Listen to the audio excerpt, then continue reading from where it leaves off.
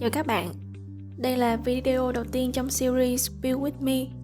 Mình sẽ hướng dẫn các bạn từng bước để xây dựng hơn 10 template mà mình đã giới thiệu trong series My Notion Tour vừa rồi. Các bạn có thể bấm theo dõi kênh YouTube hoặc Instagram để theo dõi series này. Mình sẽ cố gắng ra video mỗi tuần vào tối thứ 5 trên YouTube và mình thường cập nhật content nhiều hơn trên Instagram.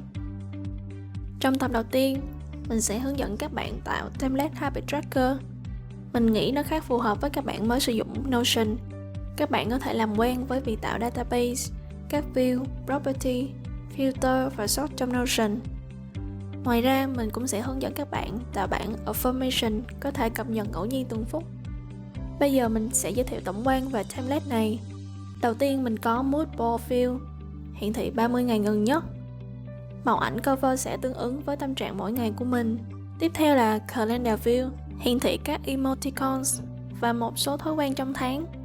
Đây là This Week View, là một bảng hiện thông tin 7 ngày gần nhất. Phía dưới mình có cài đặt phần trăm hoàn thành để đánh giá bản thân có đang duy trì tốt các thói quen hay không. Tương tự mình có một bảng cho 30 ngày gần nhất. Tiếp theo là bảng Update Relations. Mình link database này với bảng đánh giá tuần và tháng trong template Goals. Tuần sau mình sẽ hướng dẫn cách tạo relation và roll-up chi tiết hơn. Cuối cùng là Daily Journal Board, hiển thị những suy nghĩ của mình trong 7 ngày gần nhất. Bây giờ chúng ta bắt đầu tạo template này nhé. Để tạo trang mới cho mỗi ngày khá là mất công. Các bạn có thể tự động hóa bằng cách sử dụng API như Zapier, nhưng mình khá ngại trong việc tạo tài khoản mới cũng như chia sẻ thông tin cho app thứ ba. Nên cách mình làm là tạo sẵn một database trong Notion, mà mỗi ngày sẽ là một trang. Sau đó sử dụng filters để hiển thị các trang tại thời điểm hiện tại. Để tạo database này, đầu tiên các bạn vào Excel, gõ tên cho hai cột là name và date. Mình phải có một cột name trống vì Notion mặc định cột đầu tiên phải ở dạng text. Sau đó tạo một ngày bất kỳ. Để Notion nhận diện cột này là date property thì các bạn vào More Number Format, chọn Custom, sửa lại định dạng là tháng trước, ngày sau. Ok, mình kéo xuống để tạo thêm ngày. Sau đó copy hai cột này và dán vào Notion. Mình sẽ đổi tên cột đầu tiên thành Mood. Đặt tên database này là Habit Tracker. Để hiển thị thứ cho từng ngày thì các bạn tạo một property mới, đặt tên là Day, chọn type là Formula. Click Edit. Các bạn gõ công thức Format Date, Drop Date, phẩy, mở ngoặc kép, 4 chữ D đóng ngoặc kép. Rồi click Done. Bây giờ mình sẽ tạo các cột thói quen ở dạng checkbox. Click dấu cộng, đặt tên,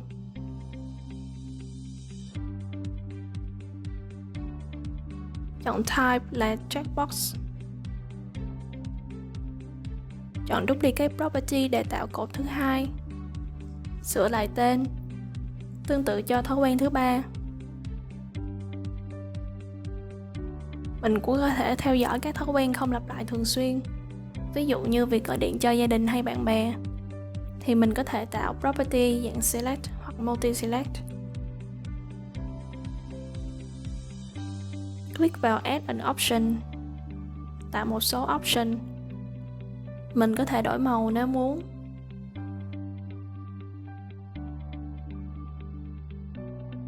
Bên cạnh đó, mình cũng có thể track các thói quen ở dạng số lượng, ví dụ như số lít nước uống mỗi ngày hay số km chạy bộ, thì các bạn chọn Number Type. Tiếp theo là phần Daily Journaling. Các property này mình sẽ giữ nguyên dạng text. Mình cũng có thể ghi lại Gratitude, High và Low nếu có. Nếu thích, các bạn có thể cài đặt Calculate phía dưới mỗi cột. Ví dụ như checkbox thì mình chọn percent checked. Mình sẽ tạo vài ví dụ.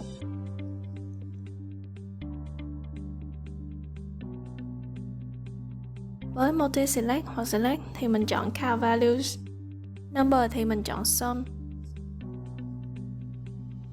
Khi cập nhật dữ liệu thì bạn cũng tự động tính toán lại. Bây giờ mình sẽ tạo view tiếp theo. Các bạn click vào tên view hiện tại và chọn Duplicate. Mình sẽ tạo bảng Habit Tracker hiển thị 7 ngày gần nhất và đặt tên là This Week. Các bạn có thể ẩn tên database nếu muốn. Vào Filter, chọn Date, đổi Is thành Is Within và chọn The Past Week.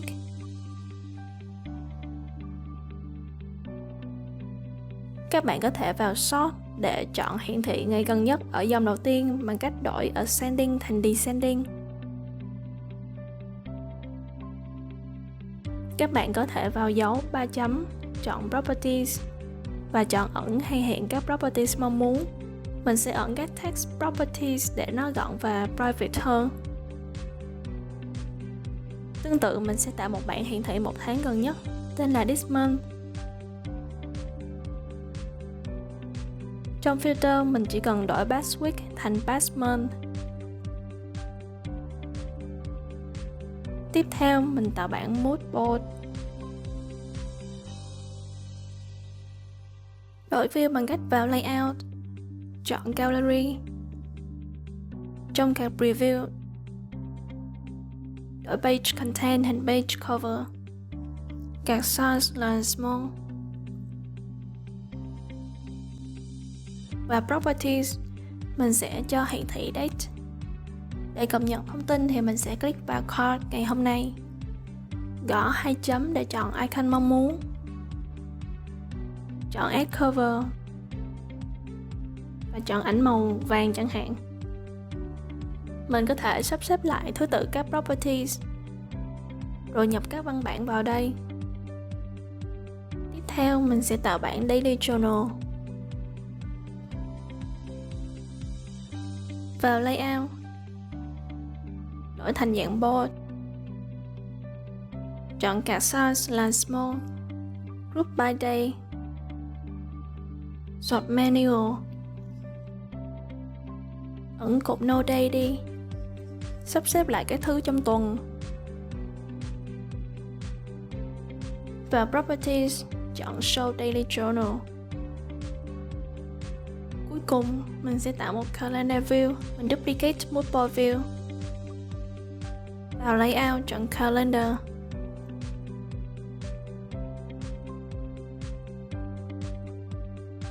Và Properties, chọn Habit mong muốn. Các bạn có thể tích từ Calendar View này cũng được.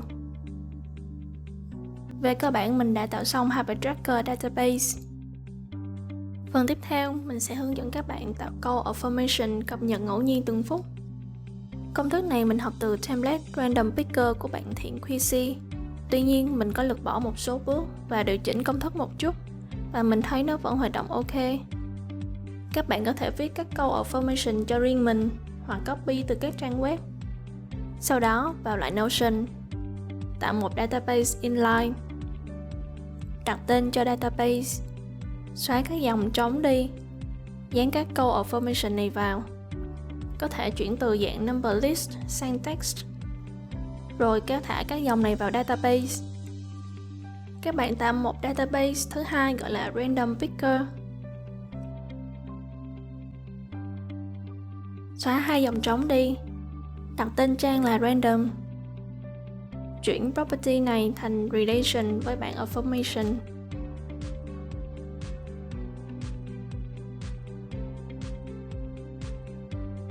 Sau đó, mình sẽ link tất cả các trang trong affirmation với trang random này.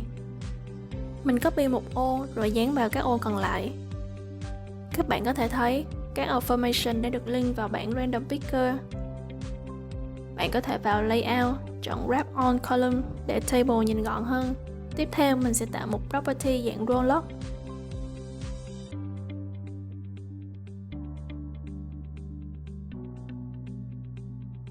Chọn Relation là Affirmation, Calculate là Count Values, đặt tên là Total Item.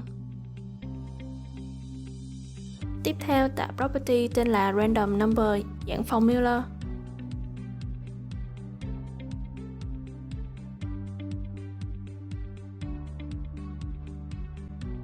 Công thức khá phức tạp nên các bạn có thể vào template của bạn thiện QC để copy nha. Mình có để đường link template trong phần description. Cuối cùng tạo formula gọi là random item. Mình cũng copy công thức này vào đây.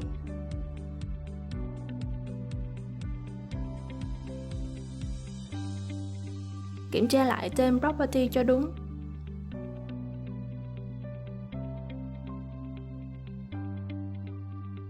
Một câu affirmation ngẫu nhiên sẽ hiện ở đây. Các bạn vào bảng affirmation, tạo một cột rollup tên là random item. Chọn relation random picker, property là random item. Mình sẽ sửa cột text này thành một check formula.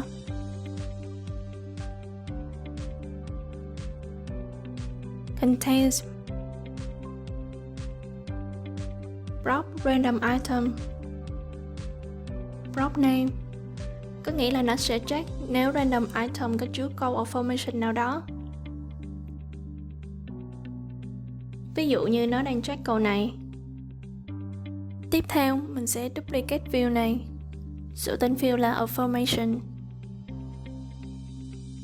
đổi layout thành gallery, ẩn database title, copy preview là none. Các bạn vào filter và chọn check keys checked. Để chỉnh bảng này vào giữa trang, các bạn có thể tạo 3 cột dạng text.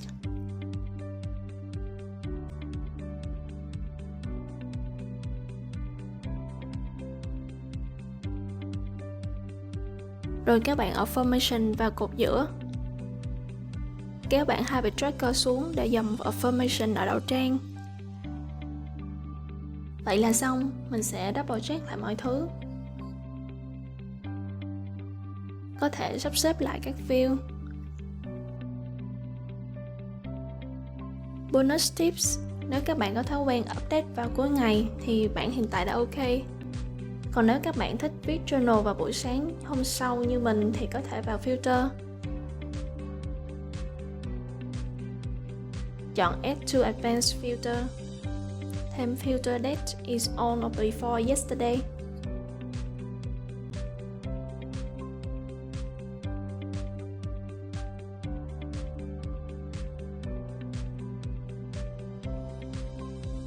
Trong affirmation, các bạn chỉnh affirmation view lên đầu tiên để khi vào trang này, đây sẽ là view mặc định. Vậy là mình đã hoàn thành template này. Nếu bạn muốn sử dụng template này mà không muốn mất thời gian tạo thì có thể vào đường link trong description để lấy template nha. Nếu bạn tự xây dựng template theo video này, mình rất muốn xem thành quả của các bạn. Mình nghĩ mỗi người có một cuộc sống và phong cách khác nhau, nên cùng một nội dung nhưng template của mỗi người sẽ có những nét đặc trưng riêng. Mình có tạo một Notion forum để mọi người có thể vào trao đổi và học tập lẫn nhau. Các bạn có thể lưu trang này dưới dạng bookmark để có thể xem bất cứ lúc nào.